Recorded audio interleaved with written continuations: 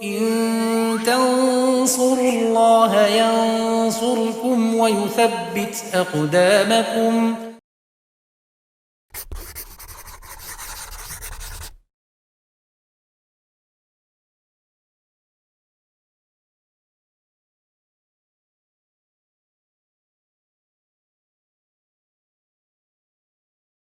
Bismillahirrahmanirrahim. Alhamdulillahirabbil alamin wassalatu wassalamu ala asrofil anbiya'i wal mursalin wa ala alihi wa sahbihi wa man tabi'ahum bisanin ila yaumiddin, amma ba'd.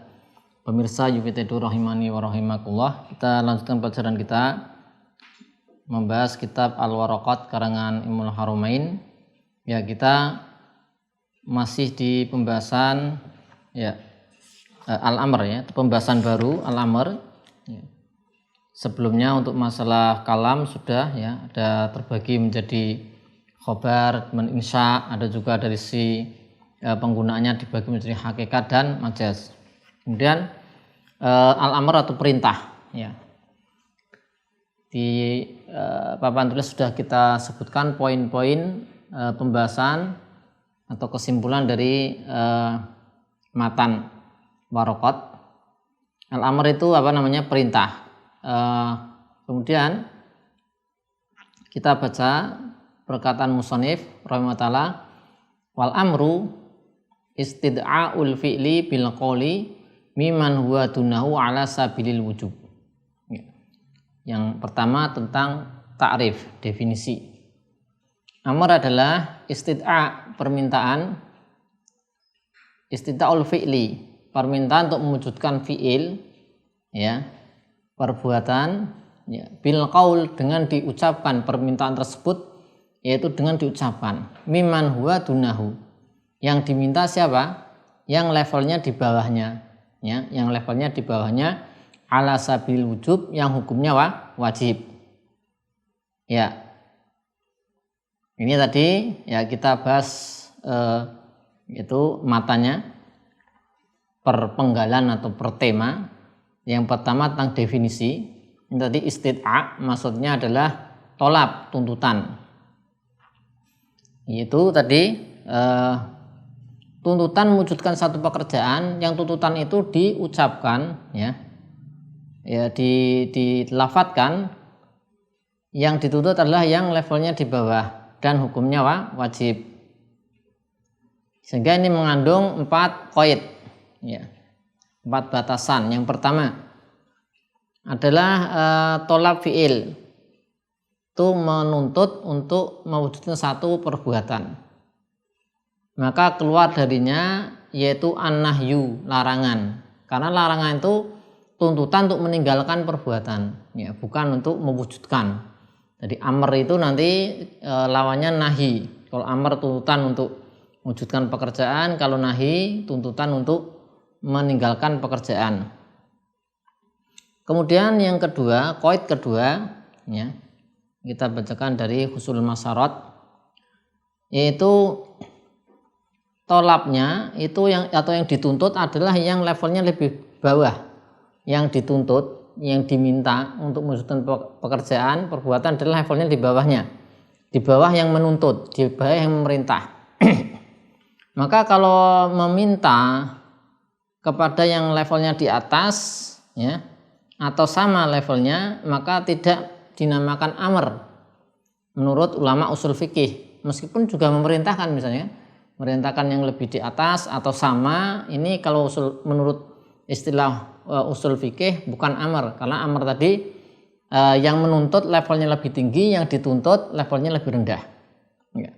Kemudian qaid yang berikutnya, ya, yaitu tadi disebutkan tuntutannya dengan qaul, diucapkan, ya, tadi ini yang sebelumnya, ya, tadi terlewat al-qaul dulu, baru tadi mimman huwa dunahu, ya, dengan qaul, karena disebutkan al-amru istid'aul fi'li bil qaul, ya, bil qaul. Maka kalau tuntutan merintah tapi tidak dengan dilafatkan, apakah menjadi kemudian amar? Tidak. Misalnya dengan isyarat, dengan apa? Isyarat. Ya. Misalnya isyarat untuk datang misalnya ke sini, nah untuk pergi dengan seperti ini, untuk duduk misalnya seperti ini, berdiri seperti ini, nah ini yang perintah tapi nggak ada lafadznya. Ini apakah termasuk amr? Tidak, menurut ulama ushul fikih tidak termasuk. Kemudian yang qaid yang terakhir tadi disebutkan bahasanya ala sabilil wujub ya, jadi ala sabilil wujub ini qaid yang keempat, sehingga keluar dari ini amr yang istihbab, hukumnya hanya dianjurkan atau mubah saja, maka menurut istilah ushul fikih tidak masuk amr. Baik, yang kedua tentang apa? Sighah, bentuk fi'il apa? Fi'il amr, bentuk amr. Musannif mengatakan wasighatuhu, sighah bentuk amr adalah if'al ya. Bentuknya ada if'al. Maka di sini atau contohnya di Al-Qur'an aqimus shalah. Aqim, aqama yuqimu aqim, aqimu as-shalah, dirikanlah sholat. Nah, ini bentuknya kalau untuk di matan cuma satu itu, jadi fi'il amr if'al. Nah, kemudian sebenarnya ada bentuk-bentuk yang lain, itu di sini kalau untuk matan hanya if'al ya. Ini hanya if'al saja atau uf'ul. Tapi ada juga mungkin yang lain bisa kita tuliskan fi'il mudhari ya.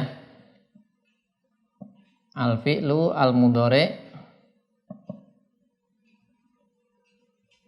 yang bersambung al-muqtarin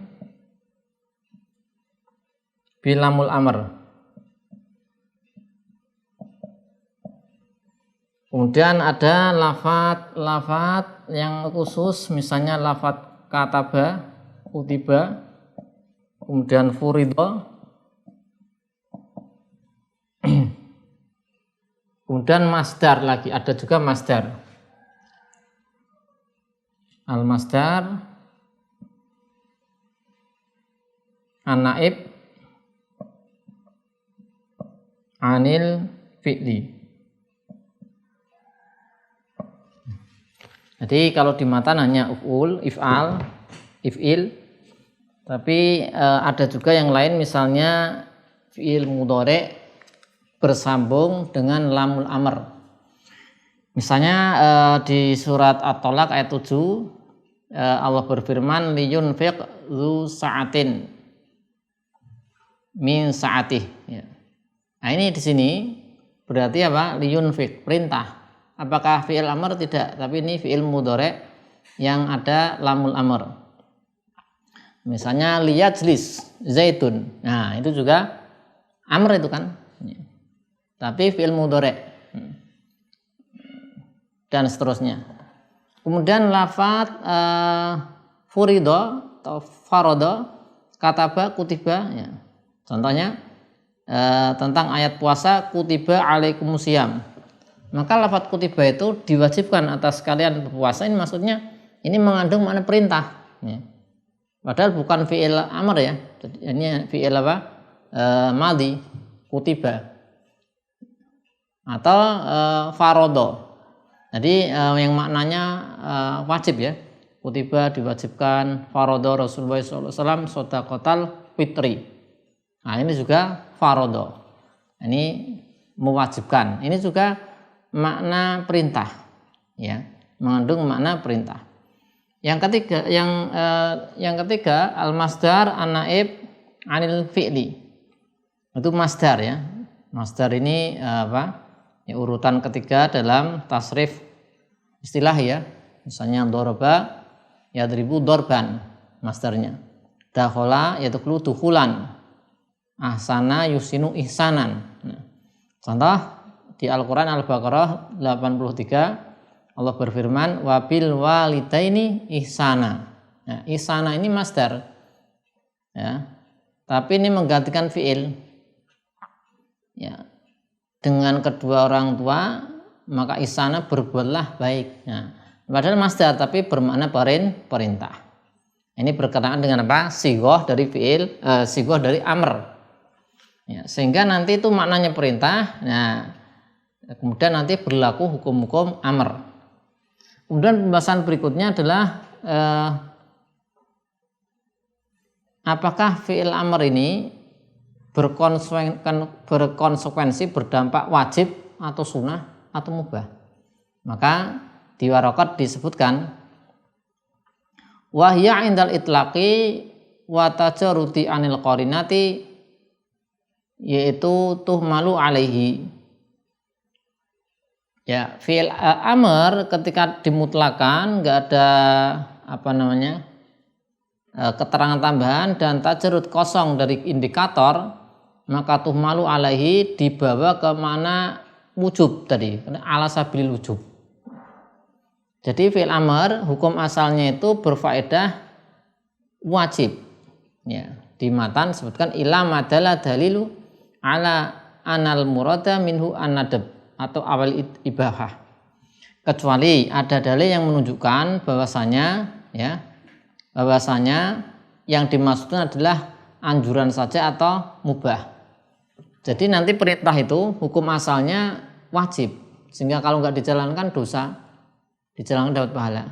Tapi terkadang ini ada perintah hukumnya sunnah saja, karena ada indikator lain yang memalingkan dari wajib menuju sunnah. Bahkan ada perintah tapi hukumnya mubah. Ya, ini juga ada pemalingnya. Ya, jadi ini pembahasan ketiga. Amr itu hukum asalnya apa? Berfaedah wajib. Kecuali ada qarinah, ya.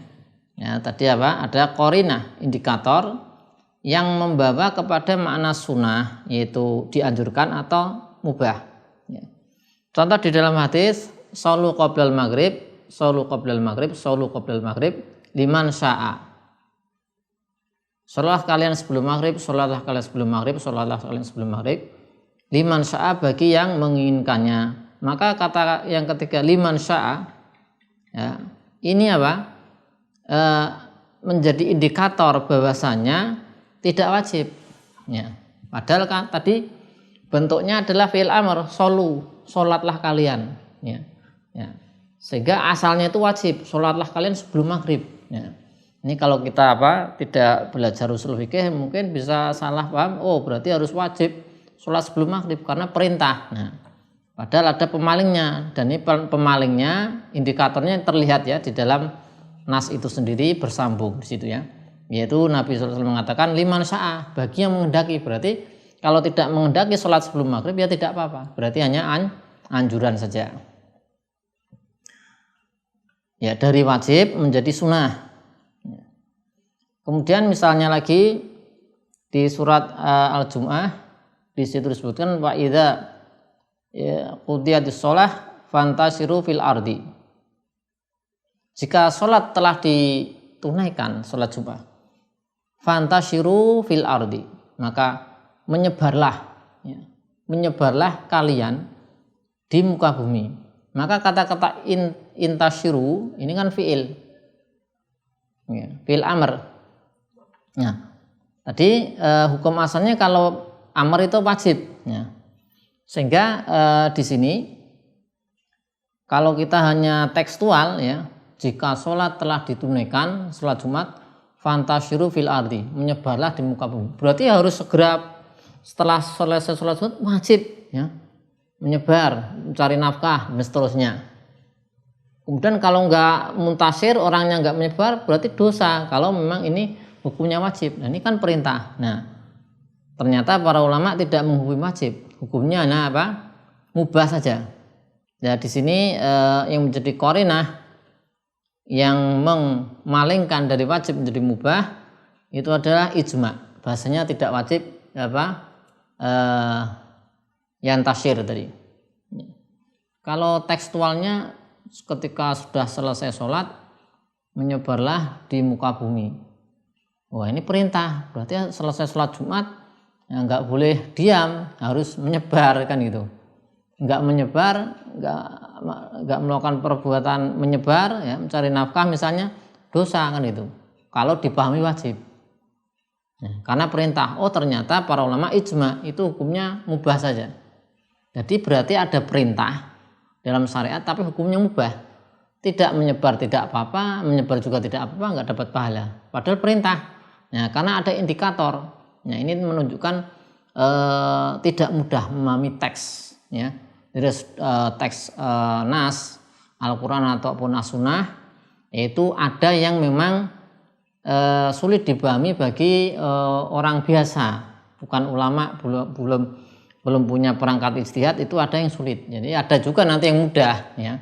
Ya, ada yang mudah, misalnya ya tadi misalnya aqimus sholah, ini kan mudah, oh berarti dirikanlah sholat. Nah, tapi berkenaan dengan hukumnya, nah ini nanti bisa ada sesuatu yang sulit dipahami orang biasa.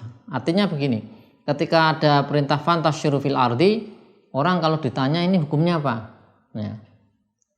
Ini perintah, ya, perintah harus kita lakukan. Allah memerintahkan intasir, ya, bersebarlah, menyebarlah kalian di muka bumi.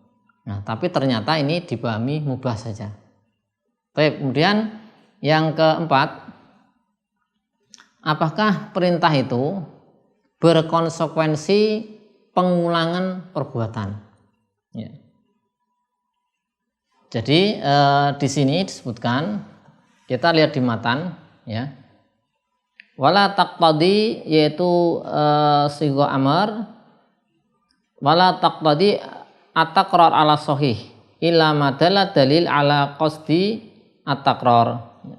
Sekarang bahasan yang keempat, apakah perintah itu memberikan faedah pengulangan, ya. Maka di sini tidak. Kalau diperintahkan untuk misalnya dalam keseharian kita, misalnya kita merintahkan orang atau anak kita duduklah. Nah, apakah sekali duduk sudah cukup atau nanti duduk lagi? Nah, apakah berulang seperti itu? Maka di sini sebutkan tidak. Yaitu kalau amr itu secara mutlak tidak ada indikator tambahan keterangan, maka tidak ada konsekuensi diulang. Ya, kecuali ada dalil.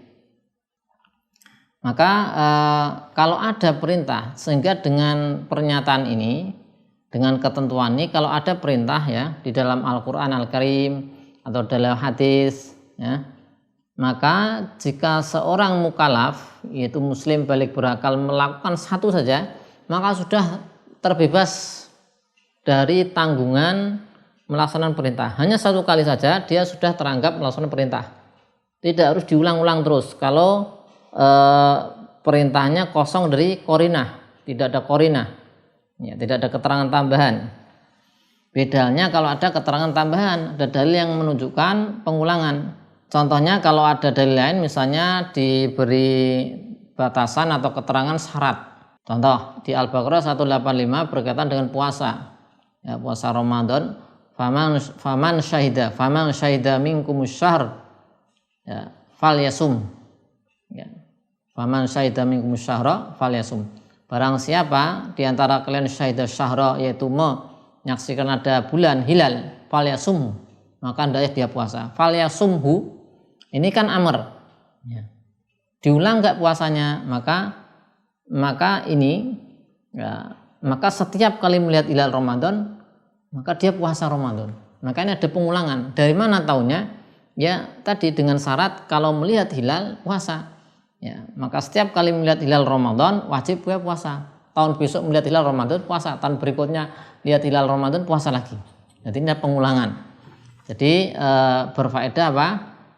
Pengulangan jika ada dalil. Kemudian yang kelima, yaitu adamu iktidai al-faur. Ya, ada masalah amr itu apakah berkonsekuensi harus segera dilakukan, ya, tidak ditunda. Apakah seperti itu? Maka di sini kalau amrnya mutlak tidak ada konsekuensi harus segera. Segera itu harus langsung. Kalau kita merintah anak kita, nak duduk, apakah langsung dia harus duduk atau boleh ditunda? Nah, ini pembahas seperti itu, ya. Maka amr yang mutlak nggak ada keterangan tambahan, tidak berkonsekuensi harus langsung dikerjakan, bisa, dan tidak pula berkonsekuensi harus ditunda, ya. Maka contoh, ya, perintah sholat, apakah kemudian setelah masuk waktunya ya kemudian melakukan hal-hal yang diperlukan sebelum sholat, yaitu bersuci, menutup aurat, azan, iqamah, kemudian harus langsung, ya harus seperti itu. Kalau nggak langsung dosa, maka boleh menunda sholat seperti ya. Nah, artinya tidak sampai berdosa dengan rincian yang ada di kitab fikih. Kemudian mengqadha puasa Ramadan. Nah, boleh nggak ditunda? Ini orang terlewat puasa Ramadan misalnya 2 hari, kemudian ditunda sampai yang penting sebelum mendekati Ramadan berikutnya itu masih dibolehkan. Berarti ini apa? Karena tidak berkonsekuensi faur, segera. Ya meskipun yang bagus adalah bersegera. Yaitu kalau tadi meninggalkan puasa dengan uzur ya. Kalau tanpa uzur harus segera. Kemudian yang ke-6 ya, yaitu kita lihat di sini. Wala taqtadi al-faur sudah, wal amru bi ijatil fi'li amrun bi wa bima la yatimul al-fi'lu ila bi. Al amri bi sholati fa innu amrun bi taharati al muaddiyah ilaiha. Ya. Perintah untuk mewujudkan satu perbuatan itu adalah perintah untuk melakukan perbuatan itu ya, dan juga perintah untuk melakukan sesuatu perbuatan yang perbuatan diperintah tadi tidak bisa terwujud dengan sesuatu yang lain. Contoh, ada perintah sholat ya. Sholat ini tidak bisa terwujud kecuali harus bersuci, maka bersuci juga menjadi diperintahkan ya, seperti itu ya, menjadi diperintahkan karena dengan bersuci baru bisa terwujud sholat ya. Kalau misalnya seseorang disunahkan memakai wangi-wangian di hari Jumat, maka otomatis ada perintah itu dan perintah untuk mewujudkan bisa wangi, misalnya dengan membeli parfum dan seterusnya ya. Perintah dalam sholat harus menutup aurat, maka mewujudkan baju yang bisa menutup aurat juga diperintahkan. Karena apa? Dengan ada baju bisa tertutup aurat. Jadi ada istilah atau kaidah malayatimu fi'lul amri illa bihi fahuwa ma'murun bihi ya. Jadi contohnya itu, sholat diperintahkan maka yang toharo juga diperintahkan. Maka kemudian toharo diperintahkan, maka wasilah sarana untuk mewujudkan toharo juga diperintahkan, yaitu apa? Memiliki air ya.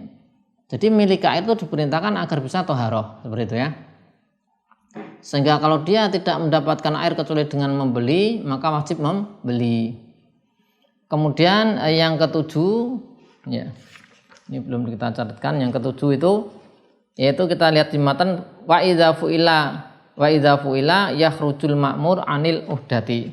Jika telah dilakukan maka yang diperintahkan telah keluar dari tanggung jawab ya. Ini yang ketujuh yaitu jika seorang mukallaf telah melakukan perintah dengan benar ya, sesuai dengan syarat-syaratnya, kemudian menghindari mawaninya, maka dia terbebas dari tanggung jawab dan gugur tuntutan. Inilah yang dimaksud dengan perkataan musonif wa idza fu'ila yakhruju al-ma'ur anil udah. Misalnya diperintahkan sholat zuhur, dia sholat setelah selesai zuhur berarti sudah terbebas apa? Tanggung jawab ketika sholatnya sudah benar sesuai dengan rukun dan syaratnya. Kalau tidak terpenuhi berarti belum terbebas tanggung jawab. Dia diperintahkan untuk sholat duha ya, sunnah. Nanti kalau sudah melaksanakan duha maka dia sudah terbebas tuntutan karena sudah melaksanakannya. Demikian, Allahu a'lam bishawab. Shallallahu ala sayyidina Muhammadin wa ala alihi wa sahbihi wasallam. Walhamdulillahirabbil alamin.